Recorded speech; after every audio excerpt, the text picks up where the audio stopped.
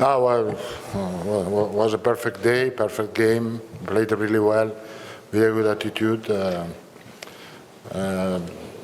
I asked to the players for my celebration to play a good game, but I didn't expect to play so well. They played really well, and I'm really happy. And I would like to see the next game, the same attitude, the same spirit. I thought, how can I try to celebrate my 1,000 game if I have to invite all the players that I trained? Will be difficult.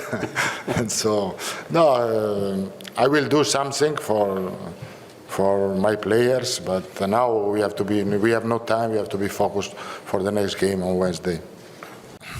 Of course, it's an option. I think that Müller was the best player on the pitch because he moved really well.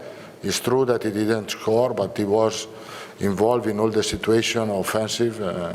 I really liked his performance, and of course also the other played really well, but the key, I think it was Müller in offensive situation.